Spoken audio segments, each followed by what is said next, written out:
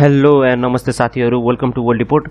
नेपाल सरकारले अहिले एउटा ब्रिज कन्स्ट्रक्ट गरेर कम्प्लिट गरिसकेको छ। यो ब्रिज रहेको छ लमजुङमा र यो ब्रिजको इम्पोर्टेन्स के रहेको छ र यसले नेपालको टुरिज्म इन्डस्ट्रीलाई फेरि रिभाइभ गर्नलाई के हेल्प गर्नेवाला छ भनेर आज हामीले यो भिडियोमा फुल डिस्कसन गर्नेवाला छौं। यो भिडियो मन परेमा यो च्यानल लाइक सब्स्क्राइब गर्नु होला र यो भिडियोलाई अन्तिम तक हेर्दिनु होला।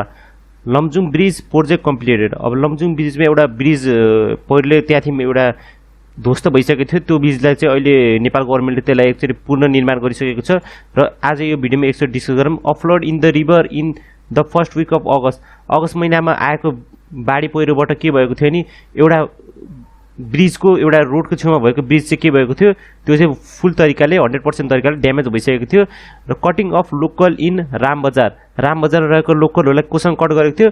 लमजुङको हेडक्वार्टर भनेपछि डिस्ट्रिक्ट हेडक्वार्टर भनेको बेसी सहरबाट।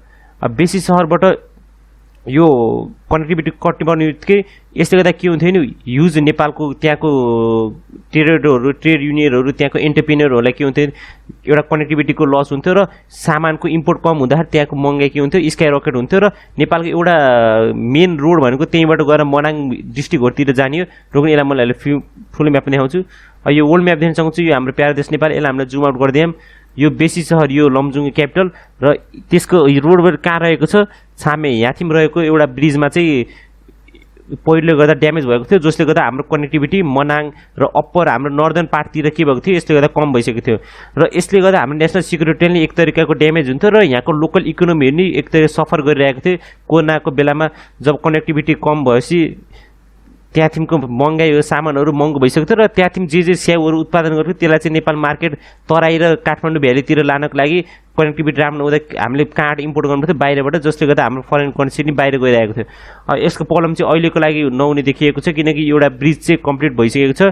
The flood has also swept away 15 metre of road section. 15 मिटरको चाहिँ रोड सेक्सन नि उठाइदिइसकेको छ, भनेपछि ध्वस्त पारिदिइसकेको छ बेसी सहर छामे रोड। अब यहाँ तिमी देख्छौ यो ब्रिज अहिलेको कम्प्लिट गरेको ब्रिज यो एउटा फुल्ली लोडेड ब्रिज हो र यसको क्यापेसिटी अरू ब्रिजभन्दा हल्का हाई रहेको छ र यो ब्रिज नेपाल सरकारले 2 महिना अन्डरमा कम्प्लिट गरेको, किनकि यो ब्रिजमा धेरै वाहनहरू या धेरै साधनहरू दिन प्रतिदिन आवत जावत गरिरहेको छन् र यसले गर्दा हाम्रो नर्दर्न पार्टलाई चाहिँ हाम्रो कनेक्टिभिटी भनेको मेन पार्ट भनेकै यही बेसी सहरबाट नै हाम्रो कनेक्टिभिटी मनाङतिर जाने गरेको छ। र यो ब्रिजको खासियत के छ भने यहाँ ब्रिज इज गोप्ते खोला इज 27 मिटर लङ। अब यो ब्रिज कहाँ लोकेटेड छ, गोप्ते खोला माथि रहेको छ र यसको लम्बाइ चाहिँ कति 27 मिटर रहेको छ र यसको वाइड भनेपछि यसको विथ कति रहेको छ 4.02 मिटर र यसको चाहिँ ड्युरेबिलिटी एकदम हाई रहेको छ र यसलाई चाहिँ हेभी रेन र फ्लडले नि धेरै इफेक्ट नपार्ने त्यहाँको इन्जिनियरहरूले जसले त्यहाँ बनाएको त्यसले भनिरहेका छन् र यसको टोटल एस्टिमेट कस्ट रहेको छ। The total estimate cost of the bridge is rupees 3.2 मिलियन रुपिसमा चाहिँ यो प्रोजेक्ट कम्प्लिट भएको र यो प्रोजेक्ट कम्प्लिट हुनुको मेन कारण भने के रहेको छ, अन्नपूर्ण सर्किट। अब होला थाहा नै छ नेपालको इकोनोमी अलि डाउन भइरहेको छ र नेपालको इकोनोमीलाई फेरि रिभाइभ र फेरि ब्याक अन ट्र्याक ल्याउनको लागि हामीले मेन फोकस हुन के रहेको छ हाम्रो टुरिज्म इन्डस्ट्री, किनकि टुरिज्म इन्डस्ट्रीमा हामीले धेरै इन्भेस्टमेन्ट या धेरै हामीले केही क्यापिटल लाउनु पर्दैन। हाम्रो नेचरमै भएको मान्छेहरूलाई चाहिँ बाहिरी मान्छेलाई त्यसको एसेसिबिलिटी बढाइदिनुपर्छ र हाम्रो एक तरिकाले प्रमोसन गरेपछि मात्रै त्यो कम लागतमै धेरै हामीले फाइदा आर्जन गर्न सक्छौँ।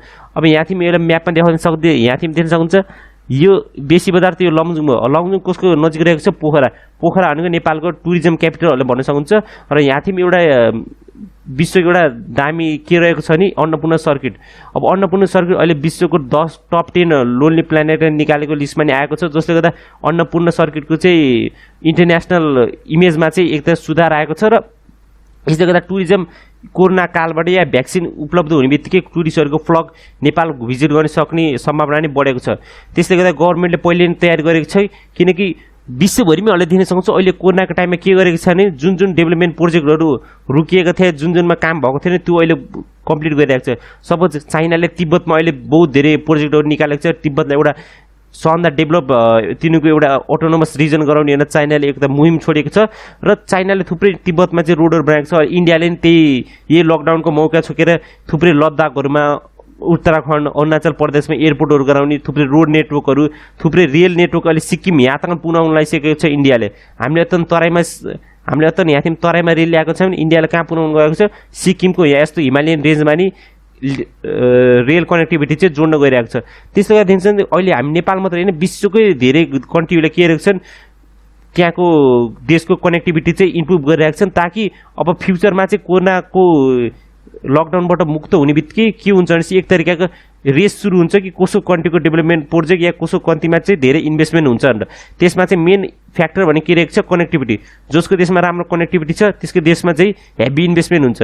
त्यही भएर नेपाल गभर्मेन्टले यो कुरा बुझेको छ र नेपाल गभर्मेन्टले त्यति हामी हाई स्केलमा चाहिँ त्यति डेभलप गर्न सक्दैन किनकि हाम्रो जिडिपी त्यति धेरै छैन, बजेटमा हाम्रो त्यति धेरै हामीले पहिले सेभ गरेर राखेको छन्। त्यही भएर हामीले सानो सानो स्टेप भए पनि यो एक तरिकाले राम्रो स्टेप हामीले मान्न सक्नुहुन्छ। एउटा पोजिटिभ मोडमा हाम्रो देश गइरहेको छ र अन्नपूर्ण सर्किटमा हामीले एउटा कनेक्टिभिटी बुस्ट गर्ने बित्तिकै के हुन्छ भने बाहिरबाट पर्यटकहरू आउनलाई तिनीहरूलाई सुविधा हुन्छ र तिनीहरू एकचोटि गएपछि फेरि तिनीहरूको आउने चान्सेसहरू पनि प्रोबेबिलिटी पनि बढ्छ।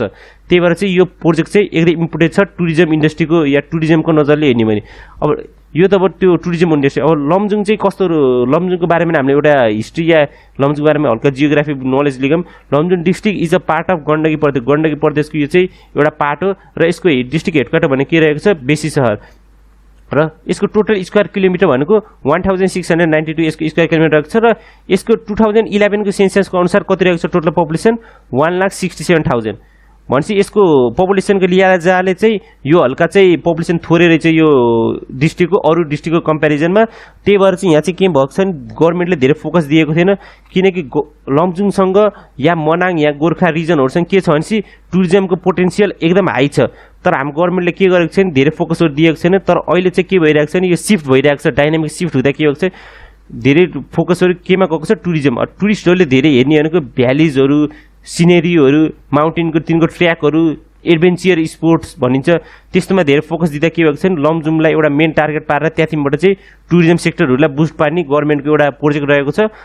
अब यहाँ अलि देख्न चाहन्छ यो चाहिँ रोडको कन्डिसन रहेको छ। अब हामीले कनेक्टिभिटी त राम्रो बनायौँ तर रोडको कन्डिसन अझै सुधार भएको छैन। कोही ठाउँ पुग्ने मात्रै गराएर मात्रै होइन त्यो ठाउँमा पुग्नको लागि सुविधाहरूको बारेमा हाम्रो देशमा अझै त्यति फोकस दिएको छैन। भ्याकुलरी movement along Besisahar Chhame resume with construction of Bailey bridge over Gopte Khola. अब गोप्ते खोलामा यो पुल बन्ने बित्तिकै त जो बाटो अवरुद्ध भएको थियो त्यो त अब कनेक्टिभिटी भयो। त्यही भएर त्यहाँदेखि फेरि भ्याकल मुभमेन्टहरू फेरि चालु भयो। अब यहाँदेखिको अहिले हाम्रो रोड नेटवर्कको कन्डिसन कस्तो छ भने हामी देशमा हुन्छ बेसी सहर टु छामे भनेपछि जम्मा कति किलोमिटर रहेको छ जम्मा 65 किलोमिटर रहेको छ। तर यसले ट्राभल गर्न चाहिँ कति हामीले टाइम वेस्ट गर्नुपर्छ 4 आवर। 4 घन्टामा हामीले कति डिस्टेन्स ट्राभल गर्नुपर्छ 65 किलोमिटर। त्यो पनि अझै कोही ल्यान्डस्लाइड या केही तरिकाले रुकावट आएन भने सपोज केही रुकावट जाम पऱ्यो भने त एक दिन पनि लाग्न सक्छ। यसले गर्दा हामी देख्न सक्नुहुन्छ हाम्रो एसेसिबिलिटी हाम्रो कति कम रहेको छ। विश्वमा चाहिँ 1 घन्टामा 300 किलोमिटरको स्पिडको रेन अहिले बुलेट ट्रेनहरूको दौर आइसकेको छ 400 किलोमिटर 300 किलोमिटरको स्पिडमा गइरहेको छ। तर हामी चाहिँ 65 किलोमिटर क्रस या ट्राभल गर्नको लागि नि हामीले कति टाइम वेस्ट गर्नु परेको छ 4 घन्टा। 4 घन्टामा हामीले 1 घन्टा मात्रै त्यसलाई बनाउन सक्यौँ भने के हुन्थ्यो 3 घन्टामा त्यो मान्छेले अरू काममा धेरै फोकस गर्थ्यो, अरू प्रोडक्टिभिटी त्यो मान्छेको अरू चिजमा चाहिँ प्रोडक्टिभिटी बढ्थ्यो र त्यसले गर्दा इन्डाइरेक्टली फाइदा कसलाई हुन्थ्यो कन्ट्रीलाई नै हुन्थ्यो। तर हाम्रो मेन फोकस अहिले के रहेको छ भने कनेक्टिभिटी मात्रै बढाउने तर यसको चाहिँ हल्का हल्का गर्दै चाहिँ हामीले यसमा चाहिँ रोड नेटवर्क नि राम्रो हुने र रोडको सुविधा हल्का राम्रो हुने र यस्तो जो खाल्टो देख्नुभयो यसलाई चाहिँ हामीले पुरेर फुल ब्ल्याक पेभ रोड हामीले बनाउन सक्यो भने हाम्रो टुरिज्म इन्डस्ट्रीलाई अगाडि बढ्नलाई कोहीले रोक्न सक्दैन। हामीले नेपाललाई स्विजरल्यान्ड भन्छौँ, स्विजरल्यान्ड बनाउने भन्छौँ। नेपालको प्रकृतिले हामीलाई स्विजरल्यान्ड जस्तो यो स्विजरल्यान्ड भन्दा नि राम्रो हामीलाई प्रकृति दिएको छ। तर हामीले के गर्छ त्यसको प्रोपर तरिकाले चाहिँ युटिलाइज गर्न अत्तन हामीले सकेको छैनौँ। त्यसले गर्दा बाहिरी दुनियाँबाट टुरिस्टको सङ्ख्या चाहिँ नेपालमा बहुत कम आउँछ। यो अहिले फर इक्जाम्पल अहिले प्यारिसमा देख्न सक्नुहुन्छ।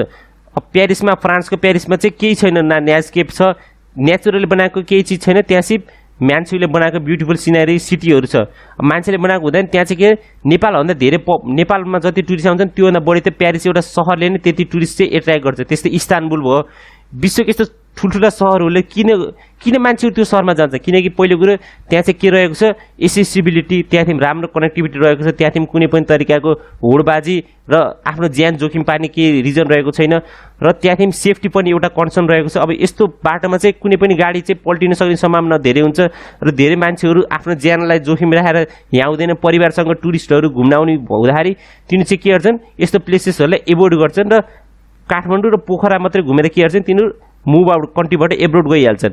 तर हामीले तिनलाई जति सक्यो हाम्रो देशमा राख्न र पैसा खर्च गर्नलाई के गर्नुपर्छ, हामीले चाहिँ आफ्नो रोड नेटवर्क र सेफ्टी चाहिँ रोडको चाहिँ बढाउनु सक्नुपर्छ।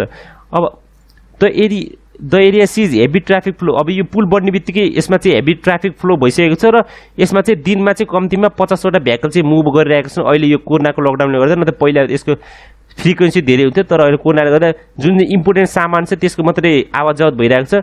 50 भेहिकल, त्यसमा चाहिँ ट्रकहरू, प्यासिङ ओभर, मिनी बसेसहरू चाहिँ हरेक दिनमा चाहिँ क्रस गरिरहेको छ। The Besi Bazar Chhame road section has been witnessing multiple landslide since 2015। 2015देखि हाम्रो जब अर्थक्वेक हाम्रो देशमा चाहिँ अकर भयो त्यहाँदेखि के भएको छ, धेरै माउन्टेन रिजनमा के भएको छ, तिनीको सोइलको क्याच गर्ने क्षमता चाहिँ घटिसकेको छ र यतिकै नै केही हेभी रेन या केही सेक, ग्राउन्ड सेक भने के हुन्छ, ल्यान्डस्लाइडको अकर हुने चाहिँ सम्भावना चाहिँ दिन प्रतिदिन बढ्दै गइरहेको छ। Every year during the rainy season flood and landslide block the road for a few month. अब यो चाहिँ हरेक वर्षको कथा जस्तै भन्न सक्नुहुन्छ, जसमा चाहिँ यतिकै नै ल्यान्डस्लाइड हुने या फ्लड हुने बित्तिकै यो चाहिँ जहिले नै यो रोड कनेक्टिभिटी के हुन्थ्यो, डिस्टर्ब हुन्थ्यो। तर चाहिँ अहिले यो नयाँ पुल बनेदेखि यो रोड नेटवर्क चाहिँ यस्तो डिस्टर्बेन्स हुने चाहिँ सम्भावना कम देखिएको छ। यो त अब अर्को वर्ष हामीले थाहा पाइन्छ कि यो रोड नेटवर्कमा चाहिँ कति हामीले चाहिँ एडभान्समेन्ट गरिसक्यौँ भनेर, र यसले चाहिँ फ्युचरमा चाहिँ हाम्रो कनेक्टिभिटीलाई के इफेक्ट पार्दैन भन्न हामीले अर्को वर्ष हामीले देख्न सकिन्छ। त्यो वर्ष के भयो भने मैले यहाँ भिडियो बनाउँछु, यो चाहिँ हाम्रो सक्सेसफुल भयो भने। अब यो भिडियो आजलाई यति नै। यो भिडियो मन पऱ्यो च्यानललाई सब्सक्राइब गर्नु होला र यो भिडियोलाई जति सक्दो हुन्छ सेयर गर्नु होला। हस्, धन्यवाद। God bless you. See you next video. जय नेपाल।